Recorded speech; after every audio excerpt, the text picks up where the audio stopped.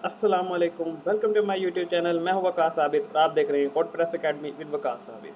आज की वीडियो में हम देखेंगे कि वर्डप्रेस में यूज़र्स क्या होते हैं, टूल्स का सेक्शन क्या है और उसके बाद सेटिंग्स को भी हम देखेंगे। So without wasting any time start करते हैं आज की वीडियो। आ चुका हूं मैं अपने लैपटॉप स्क्रीन पर और शुरू करते हैं आज की वीडियो।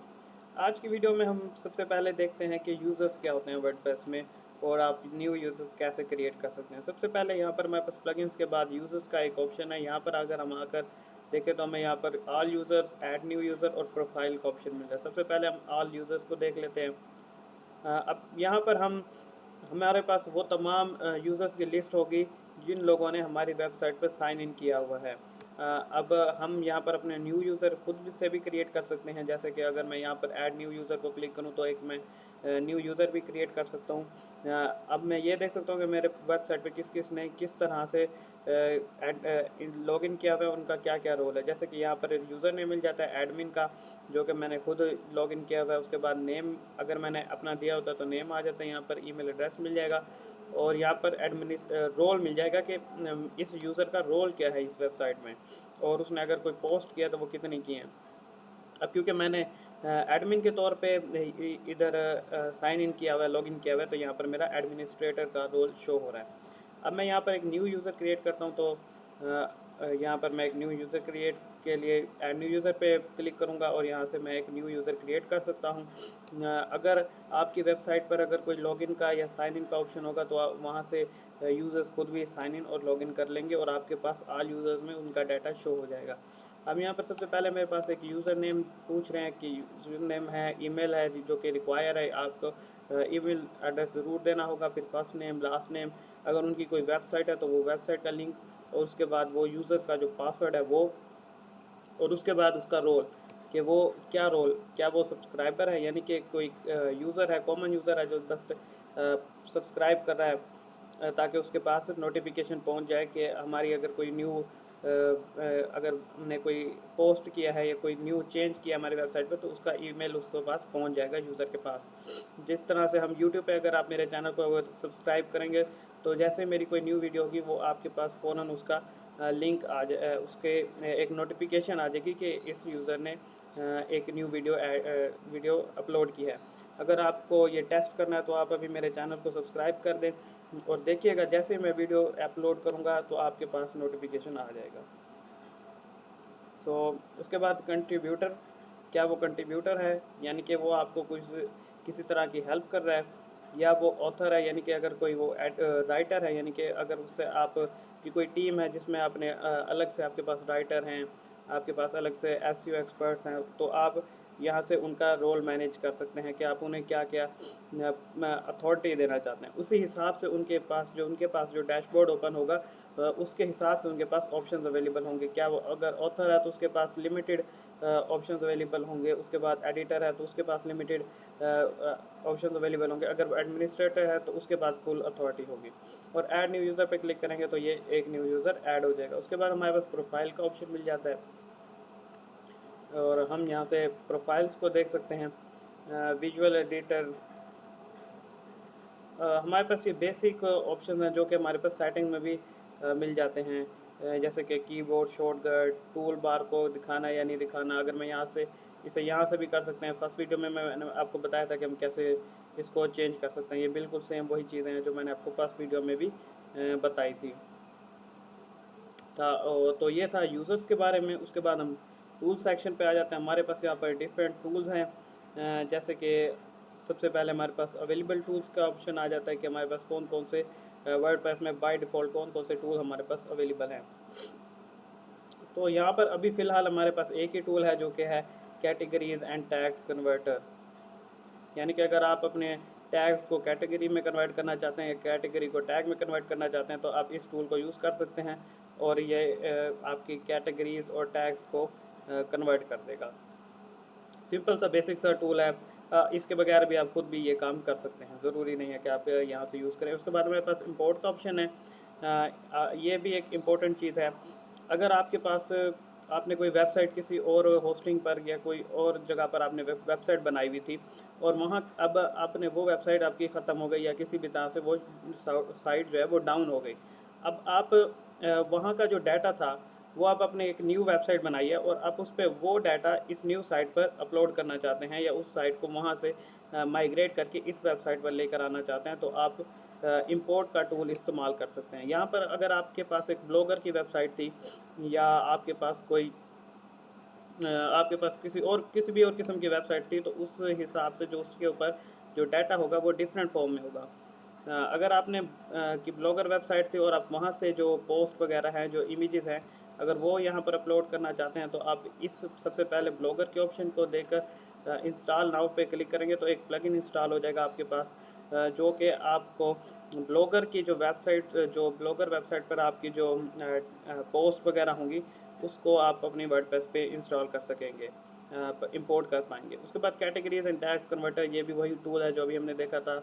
उसके बाद लाइफ जर्नल, ये भी एक तरह का CMS है, एक प्लेटफॉर्म है जिससे आप जहाँ से आप अपनी पोस्ट वगैरह को यहाँ पर माइग्रेट कर सकते हैं। उसके बाद मूवेबल टाइप एंड, ये डिफरेंट प्लेटफॉर्म्स हैं जिस पर अगर आपकी वेबसाइट बनाई हुई है और आप वहाँ से अपने डाटा इंपोर्ट करना चाहते हैं यहाँ पर, तो आप वो यहाँ से कर सकते हैं। जैसे कि अगर आपके पास RSS फीड है कोई, या कोई टम्बलर है या वर्डप्रेस है, अगर आपकी एक और वर्डप्रेस वेबसाइट थी और वहाँ से आप इस वेबसाइट पर डाटा ट्रांसफ़र करना चाहते हैं, तो आप यहाँ पर इंस्टॉल नाउ पे क्लिक करेंगे और ये एक प्लगइन इंस्टॉल हो जाएगा, यानी कि जिससे कि आप अपना डाटा वहाँ से यहाँ पर इंपोर्ट कर पाएंगे। ये एक ही बार इंस्टॉल करना पड़ेगा, बार बार इंस्टॉल नहीं करना होगा और यहाँ से आप इंस्टॉल कर सकते हैं। अगर आपके पास सिर्फ इमेजेस हैं या कुछ सिर्फ वीडियोस हैं, तो आप यहाँ पर वर्डप्रेस में मीडिया का एक ऑप्शन होता है और यहाँ पर आप आकर ऐड न्यू मीडिया फाइल पर क्लिक करके आप वहाँ से भी डायरेक्टली इंपोर्ट कर सकते हैं अपनी इमेजेस को और वीडियोस को। यहाँ से आपको इंपोर्टर को यूज़ करने की ज़रूरत नहीं होगी। सो अब यहाँ पर वो इंस्टॉल हो चुका है इंपोर्टर और अब मैं रन इंपोर्टर पे क्लिक करता हूँ, तो यहाँ पर ये इंपोर्टर जो है हमारा वो ओपन हो जाएगा। अब यहाँ पर हमारे पास आप देख सकते हैं कि वो बता रहा है कि आप एक वर्डप्रेस एक्सटेंडेड RSS वगैरह ये बता रहे हैं। उसके बाद ये बता रहा है कि आप .xml फाइल को यहाँ पर अपलोड कर सकते हैं, क्योंकि जो वर्डप्रेस की जो हमारे पास पोस्ट या पेजेस क्रिएट होते हैं वो .xml फॉर्म में होते हैं। हर जो फाइल होती है उसका टाइप अलग होता है। जैसे कि अगर आपने कभी देखा होगा तो पिक्चर के साथ .png लगा होता है या स्क्रीनशॉट के साथ .png होता है या .jpeg होता है। इसी तरह से .xml होता है, उसके इसी तरह से डिफरेंट फॉर्म्स होती हैं। सो आप इस इंपोर्टर के ज़रिए से .xml फाइल जो होंगी उन्हें अपलोड कर पाएंगे। अब अगर मेरे पास कोई होती तो मैं यहाँ पर चूज़ करता, मिनिमम जो हमारे पास अपलोड साइज़ है वो 40 है। आप इस साइड जो मिनिमम अपलोड साइज़ है इसे भी चेंज कर सकते हैं, उसके बारे में भी मैं आपको बता दूँगा लेटर वीडियोज़ में, जब हम प्रॉब्लम सॉल्विंग और एरर सॉल्विंग को देखेंगे। वहाँ पर मैं आपको बताऊँगा कि मैक्सिमम जो अपलोड साइज़ है उसको आप कैसे चेंज कर सकते हैं। क्योंकि अक्सर हमारे पास जो फाइल्स होती हैं या जो डाटा होता है वो 40 MB से ज़्यादा होता है, कभी कभार 100 या 1 GB तक भी पहुंच जाता है। सो यहाँ से अपलोड चूज़ फाइल पे क्लिक करेंगे और जो भी फाइल आपने यहाँ पर अपलोड करनी होगी आप उसे सिलेक्ट करके ओपन पे क्लिक करेंगे तो ये यहाँ पर इंपोर्ट हो जाएगी। उसके बाद हमारे पास एक्सपोर्ट का ऑप्शन है। अब जैसे कि यहाँ पर इंपोर्ट करनी है, अगर आपके पास कोई वर्डप्रेस वेबसाइट है जहाँ से आप अपना डाटा ट्रांसफ़र करना चाहते हैं किसी और साइट पर, तो आप यहाँ से वो सिलेक्ट कर सकते हैं कि आप कौन कौन सी चीज़ों को का एक बैकअप बनाना चाहते हैं और आप उस बैकअप को दूसरी वेबसाइट पर अपलोड करेंगे, या आप यहाँ से एक बैकअप बना सकते हैं। अगर इन केस आपकी वेबसाइट पे कोई प्रॉब्लम आ जाती है, आपको वो वेबसाइट उस टाइम बंद करके दोबारा से रीस्टार्ट अपनी वेबसाइट को दोबारा बनाना पड़ता है, तो आपको दोबारा से सारे पोस्ट वगैरह नहीं लिखने पड़ेंगे। आपके पास एक बैकअप होगा, आप उस बैकअप को अपलोड करके वापस से अपनी साइट बना लेंगे। सो यहाँ पर हमारे पास सबसे पहले ऑप्शन है कि चूज़ व्हाट टू एक्सपोर्ट। क्या आप ऑल कंटेंट को एक्सपोर्ट करना चाहते हैं? इसमें हमारे पास post, pages, comments, field, menus, हर चीज़ हमारे पास, जो भी ओवरऑल आपके पास जो भी आपने इस वेबसाइट पर किया होगा काम, वो तमाम चीज़ों का एक बैकअप बन जाएगा। या आप सिर्फ पोस्ट को करना चाहते हैं, इसमें फिर आपके पास ऑप्शन है कैटेगरीज, कौन कौन सी कैटेगरी, कौन सी किस ऑथर की जो रिटर्न पोस्ट हैं उसे कौन सी डेट से लेकर कौन सी डेट तक की जो पोस्ट हैं, या कौन सी पब्लिश्ड ड्राफ्ट वगैरह, कौन सी किस तरह की पोस्ट करना चाहते हैं। उसके बाद आपके पास ऑप्शन है पेजेस का कि आप कौन से ऑथर्स के बनाए हुए पेज को इंपोर्ट करना चाहते हैं, कौन सी डेट से कौन से डेट तक, या उसका स्टेटस क्या होना चाहिए वो, या आपके पास कोई लैंडिंग पेज है उसे करना चाहते हैं, कोई आपके पास टेम्पलेट्स हैं या आपके पास कोई मीडिया फाइल्स हैं वो इंपोर्ट करना चाहते हैं तो एक्सपोर्ट करना चाहते हैं तो आप यहाँ से सिलेक्ट कर सकते हैं। अगर ऑल कंटेंट को करके डाउनलोड एक्सपोर्ट फाइल को क्लिक करेंगे तो आपकी एक बैकअप फाइल जनरेट हो जाएगी जिसे आप दोबारा से यूज़ कर पाएंगे। और उसके बाद साइट हेल्थ को देख लेते हैं। हमारे पास एक साइट हेल्थ का ऑप्शन होता है जो कि आपकी वर्डप्रेस वेबसाइट की हेल्थ के बारे में आपको बताता है कि आपकी साइट की हेल्थ कैसी है। यहाँ पर हमारे पास लोड हो रहा है हमारा डाटा और हमें अभी ये बताएंगे कि हमारी वेबसाइट पे क्या इशू हो रहा है या हमारी वेबसाइट किस तरह से अभी चल रही है। सो ये यहाँ पर साइट हेल्थ जो है हमारी वो हो चुकी है और अब हमें यहाँ पर वो बता रहे हैं कि आपकी साइट का जो परफॉर्मेंस है वो शुड बी इम्प्रूव्ड, यानी कि हमें कुछ इम्प्रूवमेंट करनी चाहिए जिससे हमारी वेबसाइट जो है वो इम्प्रूव हो जाएगी। अब यहाँ पर जो एक बात जो ये जो टूल है हमें जो इंफो देता है वो इतनी ज़्यादा एक्यूरेट या इतनी ज़्यादा अच्छी नहीं होती, इसलिए हमें यहाँ पर एक प्लगइन होता है जिसका नाम होता है जेट बैकअप, वो हम यूज़ करते हैं ताकि हमें एक्यूरेट इन्फॉर्मेशन मिल सके हमारी वेबसाइट के बारे में। बट यहाँ पर जो इन्फॉर्मेशन मिलती है वो भी ठीक ही होती है, बेसिक होती है, ज़्यादा जो डेप्थ में प्रॉब्लम्स वगैरह होते हैं वो हमें यहाँ पर नहीं पता चलते। तो अब यहाँ पर देख सकते हैं हमारे पास 3 क्रिटिकल इश्यूज़ हैं या 5, और उसके बाद हमारे पास 5 हमारे पास इम्प्रूवमेंट्स हमें बता रहे हैं कि आप ये कर लें तो आपकी वेबसाइट जो है वो ज़्यादा बेटर परफॉर्मेंस शो करेगी। जैसे कि हमारे पास सबसे पहले ये बता रहे हैं कि आपके पास कुछ प्लगइन्स हैं जिन्हें आपने अपडेट करना है। अब हमारे पास यहाँ पे दिखा रहा है कि एक प्लगइन है आपका ऐसा जो आपको अपडेट करना चाहिए। उसके बाद अब यहाँ पर हमारे पास वो दिखा रहे हैं कि आपके पास ये मॉड्यूल अवेलेबल नहीं है, इन मॉड्यूल को भी हम ऐड कर लेंगे तो हमारे पास अपनी जो हमारी वेबसाइट है वो ज़्यादा बेटर हो जाएगी। उसके बाद कुड नॉट रीच wordpress.org, क्योंकि इस वक्त मैं अपनी जो वेबसाइट है वो लोकल होस्ट पे चला रहा हूँ, इसलिए हमारे पास अब ये जो रियल टाइम है हमारे वर्डप्रेस के साथ है वहाँ पर कोऑर्डिनेशन नहीं हो रही, इसलिए यहाँ पर हमें ये एरर शो कर रहा है। उसके बाद कुछ इम्प्रूवमेंट्स हैं कि आप ये चीज़ें कर लें, आपकी थीम ऐड कर लें, और उसके बाद जो भी आपके पास है ये हमें कुछ इम्प्रूवमेंट्स देने हैं कि अपनी आपकी वेबसाइट जैसे HTTPS यूज़ नहीं करी तो आप इसे अनेबल कर लें ताकि आपकी सिक्योर हो जाए वेबसाइट। उसके बाद प्रेजेंस ऑफ कैशे ये नहीं शो हो रहा। सो ये कुछ इम्प्रूवमेंट्स हैं जो आप अगर यहाँ से रीड कर लें और यहाँ पर ही इनका सोल्यूशंस भी दिया होता है और आप वहाँ से सोल्यूशन भी देकर अपनी वेबसाइट को सोल्यूशन भी वहाँ पे कर सकते हैं।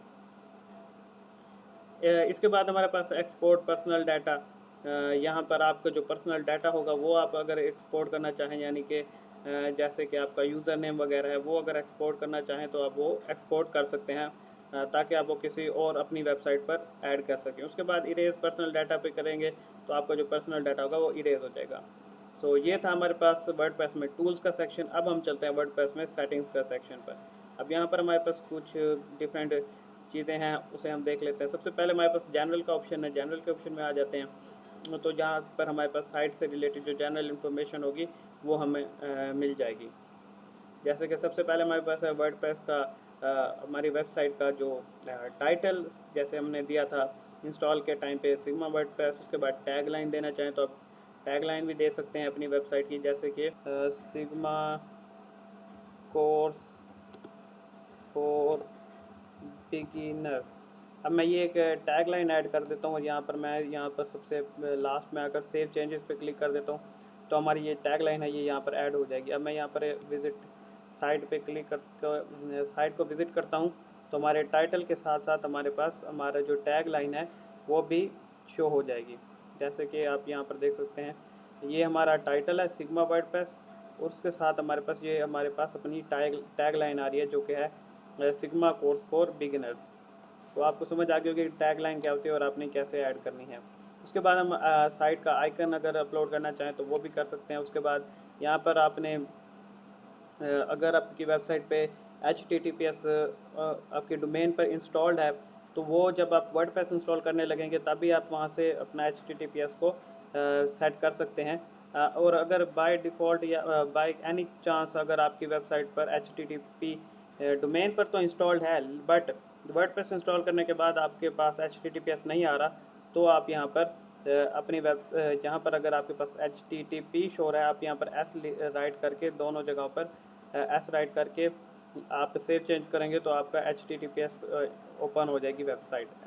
HTTPS तभी आपका ये काम करेगा अगर आपकी डोमेन पर SSL सर्टिफिकेट इंस्टॉल्ड है। अगर आपकी वेबसाइट पर डोमेन पर SSL सर्टिफिकेट इंस्टॉल नहीं है, तब आपका ये तरीका है ये काम नहीं करेगा, बल्कि आपकी वेबसाइट पर एरर शो होने लग जाएगा। उसके बाद आपके पास एडमिनिस्ट्रेटर का ईमेल है, आप इसे चेंज करना चाहें तो वो भी कर सकते हैं। मेंबरशिप का ऑप्शन है हमारे पास कि कोई भी रजिस्टर कर सकता है, यानी अगर हम इसे क्लिक कर लें तो कोई भी यूज़र जो है वो रजिस्टर कर सकेगा। अब मेंबरशिप जो हमारे पास यहाँ पर जो वर्डप्रेस में बाय डिफ़ॉल्ट जो हमारे पास मेंबरशिप के ऑप्शन मिल जाते हैं, जैसे कि ये एक ऑप्शन है यूज़र डिफ़ॉल्ट, ये जो एक ऑप्शन है, और यहाँ पर हमारे यूज़र का जो सेक्शन है ये हमें सब मेंबरशिप वेबसाइट बनाने में हेल्प करते हैं। मेंबरशिप का मतलब वो वेबसाइट होती है जहाँ पर यूज़र आकर अपनी लॉगिन करके साइन इन करके अपना एक अकाउंट बनाकर वहाँ पर एक मेंबर बन सकता है, उसे एक मेंबरशिप वेबसाइट कहते हैं।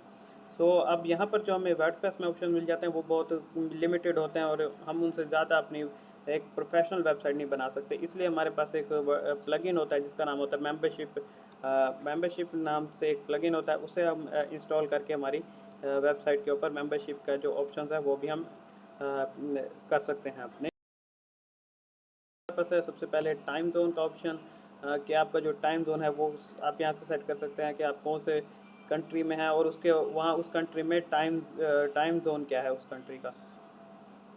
उसके बाद हमारे पास डेट फॉर्मेट है कि आप जो आपकी वेबसाइट पे डेट शो होनी चाहिए उसका फॉर्मेट क्या होना चाहिए।